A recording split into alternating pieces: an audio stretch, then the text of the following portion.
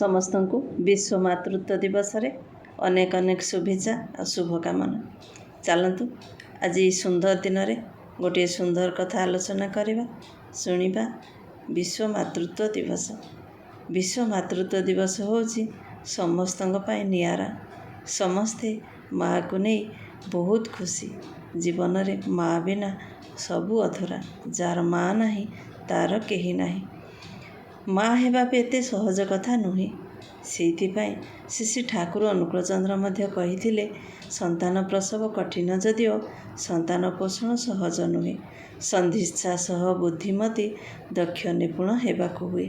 ତେଣୁ ତ କହେ ଝିଅ ମୋର, ମାଆର ଆସନ ନେମାର ଆଗେ, ଉମା ପରି ତୁ ଉଠ ଜାଗି, ସଂସାର ସଜା ସେପରି ରାଗେ।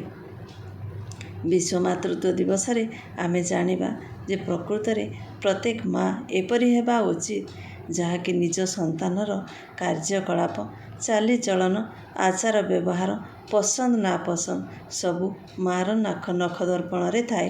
ମାଆ ସନ୍ତାନକୁ ମାପିପାରେ। ସେଇଥିପାଇଁ ତ ଆଜି ବିଶ୍ୱ ମାତୃତ୍ୱ ଦିବସରେ ସବୁ ସନ୍ତାନମାନେ ମାଆକୁ ୱିଶ୍ କରିବା ପାଇଁ, ଶୁଭେଚ୍ଛା ଜଣାଇବା ପାଇଁ ସୋସିଆଲ ମିଡ଼ିଆରେ ଘୁରି ବୁଲୁଛି ନାନା ପ୍ରକାର ଭିଡ଼ିଓ। ହେଲେ ଆମେ ଜାଣିବା ପ୍ରକୃତରେ ମାଆର ହୃଦୟ। ମାଆ ହେଉଛି ଆମ ଜୀବନର ସର୍ବସ୍ୱ। ଯିଏ ଆମର ପେଟର ଭୋକ ଜାଣିପାରେ, ମନର କଷ୍ଟ ନ କହିବା ପୂର୍ବରୁ ବୁଝିପାରେ, ଆଉ ଯଦି ଭୋକ ନଥାଏ ତାକୁ ଗୋଟେ ଜାଗାରେ ଦୁଇଟା ରୁଟି ଖାଇବା ପାଇଁ ବାଧ୍ୟ କରେ। ଦୁଷ୍ଟାମି କଲେ କିଛି କହିବେନି, ପାଖକୁ ଆସ, ଗେଲ କରି ଡାକି କାନ ମୋଡ଼ି ଦୁଇ ଚଟକଣି ଥୋଇଦିଏ। ଏଇଟା ହେଉଛି ତାର ଭଲ ପାଇବା। ପ୍ରକୃତରେ ଆମେ ଭାବିବା ଯେ ପ୍ରକୃତରେ ମାଆ ହେଉଛି ଏମିତି ଗୋଟେ ଜିନିଷ, ଆମେ ସବୁ କ୍ଷେତ୍ରରେ, ଆମେ ଡାକ୍ତର ହଉ, ଇଞ୍ଜିନିୟର ହଉ, ଯାହା ବି କି ଗୋଟେ ଶିକ୍ଷକ ହଉ, ଯାହା ଆମେ ଭବିଷ୍ୟତରେ ହେବାକୁ ଚାହୁଁଛେ, ତା ପାଇଁ ଆମେ ଶିକ୍ଷାଗତ ଯୋଗ୍ୟତା ଦରକାର ଥାଏ ବା ଆମକୁ ଟ୍ରେନିଂ ନେବାକୁ ପଡ଼ିଥାଏ।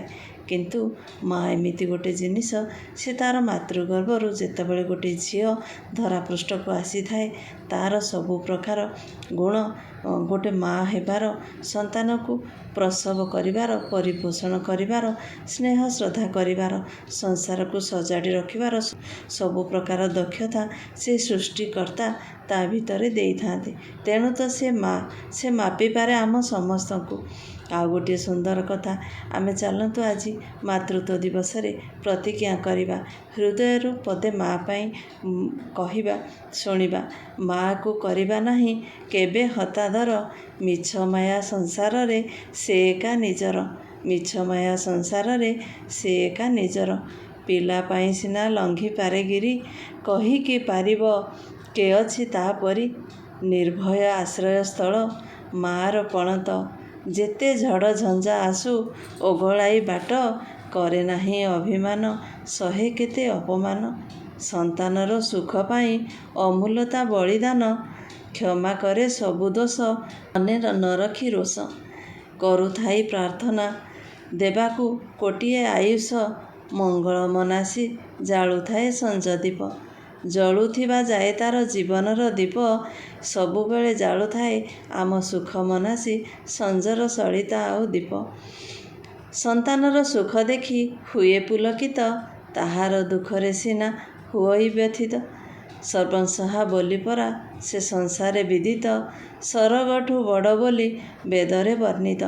ନାହିଁ କେହି ଏଠି ଯେ ଶୁଝି ପାରିଛି ତା ଋଣ, ମାଆ ପାଶେ ରାଣୀ ପରା ସ୍ୱୟଂ ପରମ ବ୍ରହ୍ମ।